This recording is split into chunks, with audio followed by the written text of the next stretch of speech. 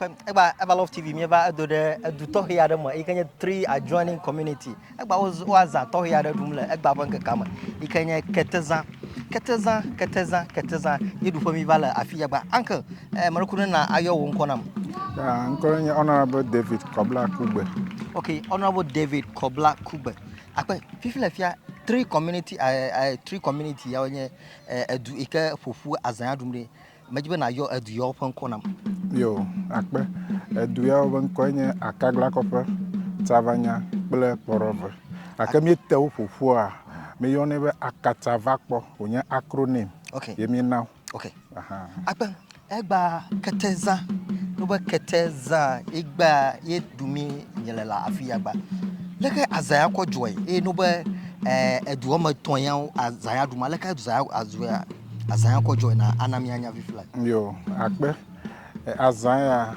ejo mekeme no boblodon rokunye. Okay. We ma do assemblyman le 2015. Okay. Alebe ime monyen tomato Tavanya. Okay. Metato Tavanya to porove va doro akagla kopra mekpobe nyonwu la gbachi ma le gbegbe avo mia ntue no volon to ebe nyonwu la agbachi meaning nyonwu avolom nyonwu avolom ma le gbegbe ike le mia be nyanu mia ntue lo na vo akai mekponu ma goma tata ma enu aji ngona ko mekiko onye be campaign message ya magbo na nyonwu be ne maudi madujia maza tohe aduge onye ketezamia adu ko le mauve didima 2015 na maduji tai maduji a jiun de ka pe mi d'accord le pe jiun shekema iko ma former committee black iko mi ro zanyi ta 2015 na mi du azaya 26 October ta mi du last Saturday in October ya kumiano azadu ta gbanto ma mi na nkwebe nyonwo fe keteza nene mo no gban ma ga ke le aduru vo mo gbe a iko nchobe to nkonye ma ore yo azebe ho yo gede ma la be yo nchuwe no avolon afi me va ze shidema nyonwo yo ba aw ta mi khudema eta from 2016 na mi trunkoni ko mi va yo ni be Tagbato Kete tamaganye nyonwu pe Keteza va su Tagbato Kete abe mi be Keteza mi ngino ni be KET ta en melemu ne de en me ko va zo Ashanti to banui ta Keteza ta za hafe nona etama ta mi duazama to 2015 na kaka ma no jijia va ser 2019 ta mi ruzaton gake emi ga ba d'accord 2019 mama jogbe veto anyi mega duji okay as assembly member no vinye bubore duji le ko to le kema joa to 2020 basere 2023 azama ga tenva ayiji okay ta ye epiafe amabubu mokpo vision mana azan ta na ba azama ga ayiji o menye le ko joa la be mi gata mi ho azadem ala be ma du gbanto mo ngogbe ne evelia me ga no ngogbe ne ko ba koza dashi ne eduo okay ta afia we for mai ma kwa magabanye ye edu azanyo aba ko na dua aba zu duvaza okay eba zu duvaza to 2016 edu amaten nonyi uga du azan le mai ma 2019 now ayiko anyi manya oluga ke ori ne be manya ele duo ma mele duo ma ba po won de se be amai ke ba hore tepenya nyonyoma ma lini okay ma cho de ke mutente de afia omu alebe wa aplanaza adu tato imaika aza mite du kakaka vada shine ni choya mi ga dako yema dujia yema aw yema na naga nyebe tana ito nyenye kove kwa e matroza akogbe ko ya pom na le egba 2024 tami be 10 years mi count 2015 adem okay tane count from 2015 akwa yo nye 10 years do me le egba okay akbaba na jaba aroje na nkure ama keno be aduyare tutamina mi onye be mi danu yare fiaku amare be yava aduyama ava fleketeri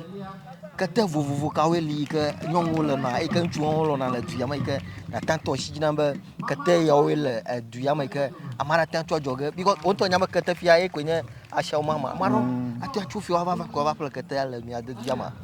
akpe kete vovovo le mia gbɔ ŋkɔwo sugbɔ za lo kete be ŋkɔ eɖewo nye fiawo yome eɖewo nye hiãnega eɖewo nye takpekpe la ŋlɔga ta woli vovovo keŋ ta fifia miawo hã mi Ashanti kete ŋutɔ hã mi lɔ̃ fia gake menye kete ɖeɖe ko nye mi ke wɔna le edu ya me edɔ kawo hã mi ga wɔna edu ya me mi ɖena dze edze mi ɖena dze salt mining nenye be etsia miemiem miabe tɔkɔtsia miemiem etrɔ zuna dze ale be menye tsika ɖeke mi de ni ŋutsuwo ko yina va sina akpo ɖe ŋu ame tutututu ko ŋdɔkutsu na ɖui ko etrɔ zu dze ke nyɔnuwo va ge ɖe me woke no vivivi wa aɖe abe hã nye nu le nɔna mia de gake nenye be etsi ɖɔ kɔa ke edze hã megali gakpe ɖe ma ŋua mi dena agble hã mi dena agble viviviwo ta ne ge ɖe mia gbɔ fia irrigation farming kple tɔtɔewo dzi ma le gbegbe afi mi ga dena tɔƒo hã elabena etsia li kɔ mi gena ɖe me ke ne miemie ma yo trɔ zuna edze ta ame aɖe li fia menye du ya afi ke wo du fika godzi ne be ame aɖe tso giŋkpɔna alo ame aɖe tso fike nye mɔ ke wate ŋu to ko ava ge ɖe du ya me ne gbɔna ve mia gbɔ ne ɖo Afiangba junction ne branch va ge ɖe Fiangba dua me ga branch ko edze mɔ dzi haɖo ne va ɖo police station Bozume ine dze mɔ dzi straight ko va ɖo mia gbɔ gake mia gbɔ mi le klikɔ te klikɔ be ŋusẽ te mi le ye klikɔ hã ga le Ketusaf te ta klikɔ nyigba dzia ye mi le ta klikɔ due nye edu wɔme 3 yes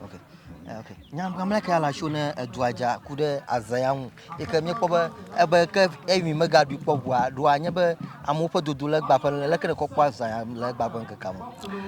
egba ƒe ŋkekea ma azã mi gaɖui kpɔ ta ena be mi va ƒo ŋuwo de me zã nanewo ke mi wɔ kpɔ hã this time mi va eɖewo me le kɔrɔ ma be ŋuɖaɖa competition wo katã wo yi dzi beauty contest wo katã wo yi dzi ta ne kpɔ mia gbɔ fuma kpɔ be nyɔnuvi aɖewo le afi ma ame yi le gba evelia etɔ̃lia mi va ƒo mo katã de me fia kple susu be amu na nyɔ elabe mi gaɖui kpɔ ta nu mawo nye nu yi ke mi kɔ de azã me fifia gake kete za mi kpɔ ŋu le me lo emi ɖui zi atɔ̃ ma sɔŋ va yia ne mi kpɔ mi koe tu sukuxɔ 3 classroom ɖe Akagla kɔƒe yes kete za ebe me tso nue ma gakpe ɖe ma kete za gate mi ƒoƒu